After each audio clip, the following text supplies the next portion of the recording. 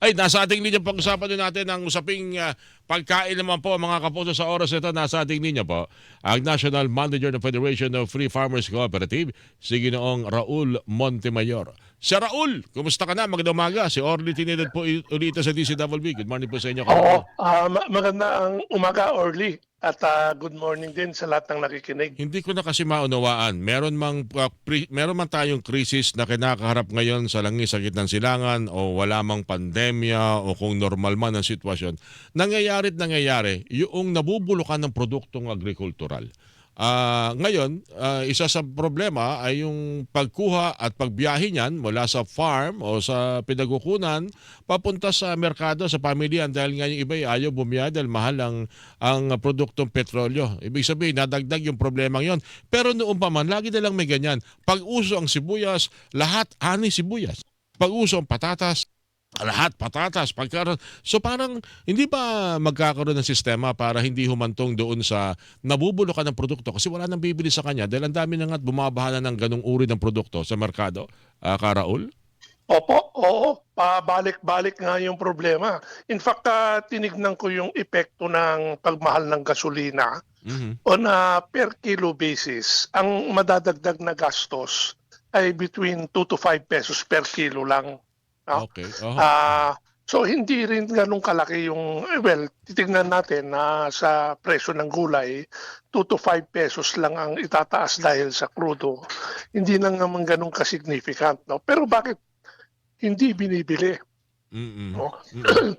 So mukhang unang-una yung oversupply nga, nagsabay-sabay ng ani. Mm. Um, and then natatakot din yung mga trader na baka pagbibilhin nila, baka mabulukan lang sila pagdating dito sa Manila dahil baka matumal na rin ang pagbenta dahil sa Mm. hirap na yung mga tao. No?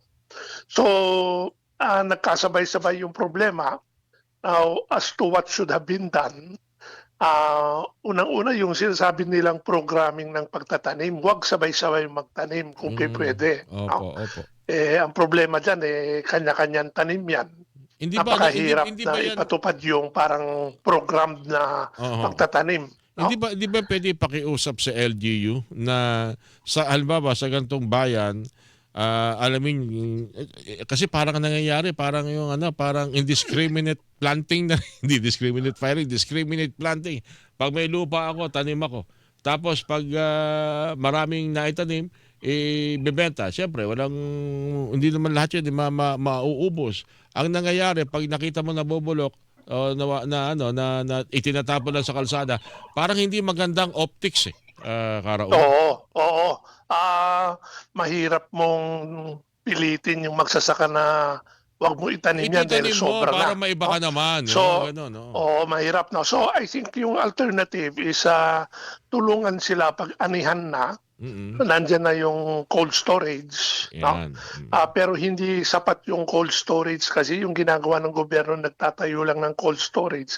Ang problema kasi ng magsasaka, pag ani niya, unang-una, kailangan niya ng pera.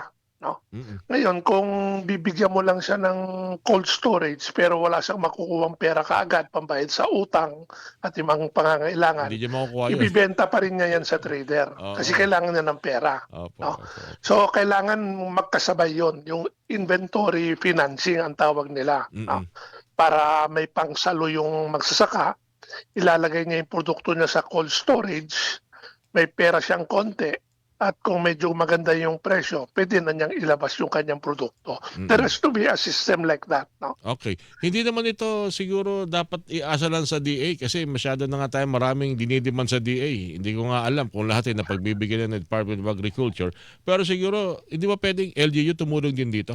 Total Well, nasasakupan naman oo. nila. May mga Well, LGU kasi na tumutulong sa mga produkto na likas na marami sa kanilang lugar tulad ng sa may Central Luzon area na Origin 2 area yung mga mais. Ang LGU tumutulong para hindi mawaldas yung mga mais sa kanilang pamilihan. Nakikiusap sila mga kumpanya na pakyawin yung mga mais sa paggawa ng ibang mga produkto. Hindi ba pwedeng lahat ng LGU mapakiusapan dito dahil well, produce nila yun? yes, pwede, no? Pero you have to link yung storage din. Maliban sa financing, yung storage mo, ililink mo rin dun sa market. Dahil kung papasukan niyang LGU yan, pagpalagay natin, marami silang malikom na produkto sa kanilang bodega. Oo. Ang next problem niyan, saan nila ibabagsak yung mga produktong yan?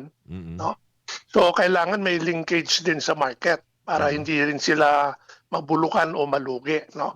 So, it has to be a complete system. Yun ang problema din sa mga perishable products. Papitsi-pitsi yung intervention, cold storage, tapos transport, pero hindi sa buo. Kaya hindi tuloy-tuloy yung daloy ng produkto. Okay. Yung kung hindi na ngayon kasi talagang alangan namang ipamalagay ng mga cold storage sa Karaol, hindi na baka hindi na rin napapanahon. Kaya ang iniisip nila ay matulungan na maihatid sa merkado yung mga produkto. Kung nung nakaraan, binabanggit namin, baka kung pwede may service contracting sa mga pampasaherong sasakyan, baka nung pwedeng i-service contracting din yung mga truck na maghahatid sa produkto ng mga magsasaka sa pamilyan. Pwede kaya yun? Well, pwede rin, pero pumapasok sa isip ko, kaya naman ng mga trucker yan. Medyo malaki lang yung puhunan nilang ilalaan sa gasolina, pero sabi ko nga, 2 to 5 pesos per kilo lang. Pero bakit parang takot silang gawin yan ngayon? No? Kasi kung takot sila, dapat matakot din yung gobyerno. Okay, mag-service contracting ka, dadali mo yung produkto dito sa Manila. Paano kung hindi mo babenta? Yun walang tiyak na bibili. Ganon. Yes, kasi siguro sa hirap na rin ng tao sa epekto ng gas crisis, baka second priority nila yung mga gulay, bigas muna, o yung mga immediate na pangangailangan, yung gulay itabi muna yan dahil kulang ang pondo natin, kulang budget. No? Baka ganun ang nangyayari. No? Kaya, well, it can still help yung service contracting. No? Pero the government must be ready kung sakaling mabulukan. Sinong sasalo nun? Sila ba? O yung sinong sasalo? No? Kasi at saka pagdating sa farmer, okay, kukunin yung produkto niya, mababayaran ba siya kaagad? No? At yung bumili ng kanyang produkto, gagamitin niya yung service contractor, dadalhin yan dito sa Manila. Paano kung malugi yung bumili ng produkto? Alam niyo, binabanggit mo yan, Karaul, yung ganyang sistema, swak yan sa sistema ng aking kinalakihan, yung totoong konsepto ng food terminal. Di ba na ilagay sa isang lugar malalaking mga cold storage para din sisira mga produkto at merong pupunta doon sa iyo na hindi yung kung wala kang kausap, wala kang mabebentahan, kung hindi sa food terminal mismo doon may ipon lahat ng mga buyer.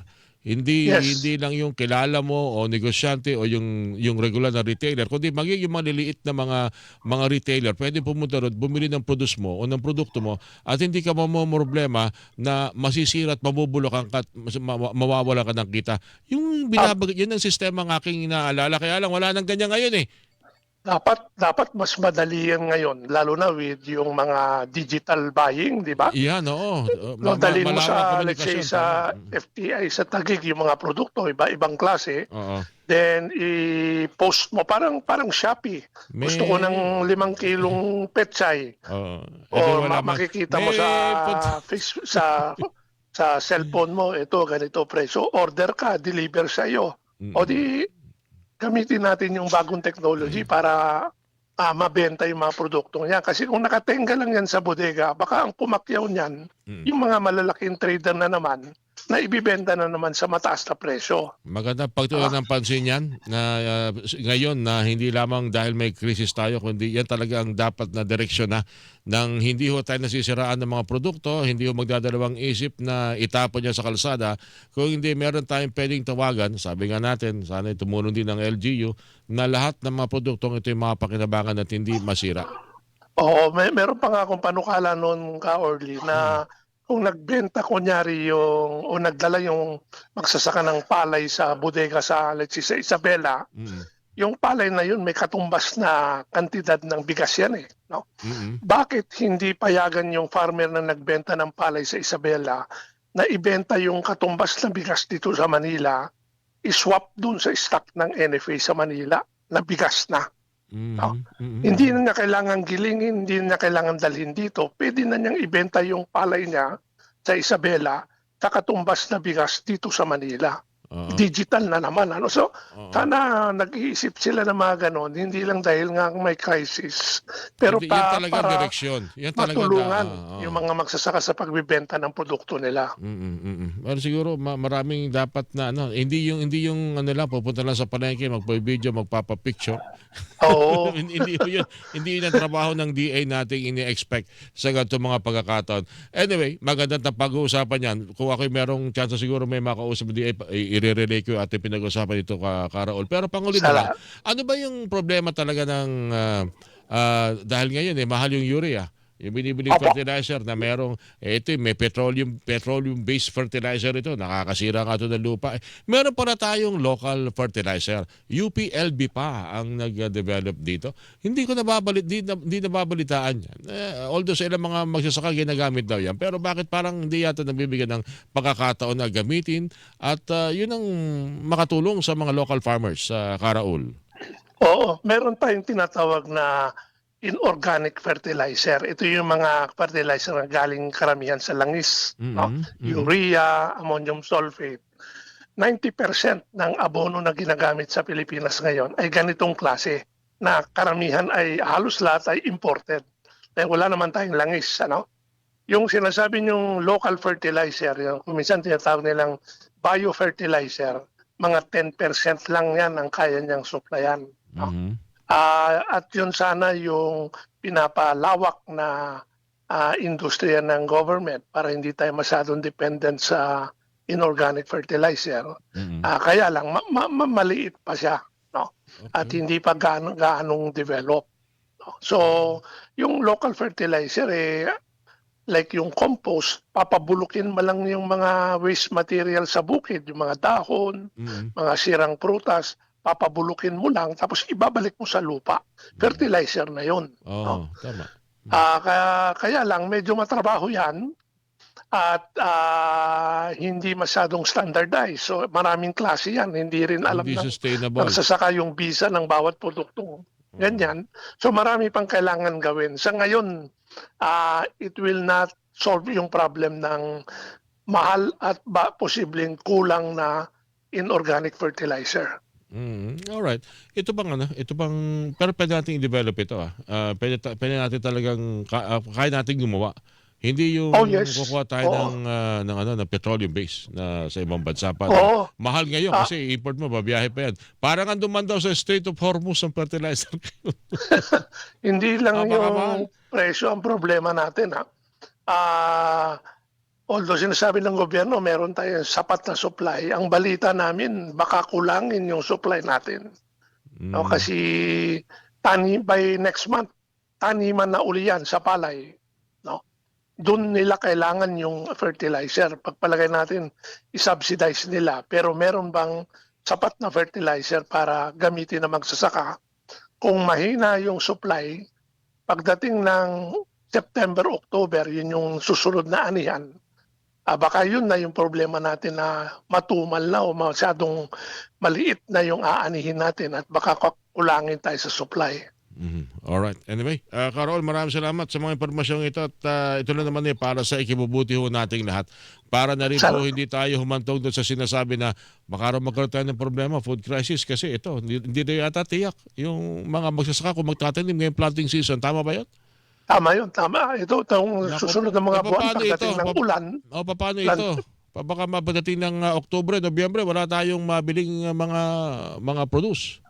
well, hindi lang yun, baka earlier than that dahil yung inaani ngayon, kailangan, at saka yung inaangkat, kailangan makatawid tayo niyan hanggang September, October na aani na. No? Mm. Paano yung July, August kung biglang kulangin tayo ng supply? Mm. Wala, makakaproblema tayo. No? Okay. So, we have to add, of course, naintindihan ko rin sabihin ng gobyerno, okay, mag-alala, sapat ang supply, pero ang question, hanggang Hanggang kailan? kailan? Oo. Yun lang ang ating gusto masiguro ngayon. Pero tama ba? Yung planting season na mangyayari ngayong Abril, mababawasan ba talaga? Ano bang sentimiento ng mga farmers? Malamang babawasan yan dahil doble na yung halos nagdoble yung presyo ng fertilizer. So mangyayari niyan, magtatanim pa naman sila pero babawasan nila yung gamit ng fertilizer. Mm. Dahil wala naman silang karagdagang pondo para dyan. Mm. So pagdating ng ani, hihina yung kanilang ani. Siguro sa fertilizer baka pwedeng yung pinag-uusapan natin na local fertilizer i-develop at yun pamahagi baka makatulong kahit papaano sa malaking gastusin ng mga magsasaka.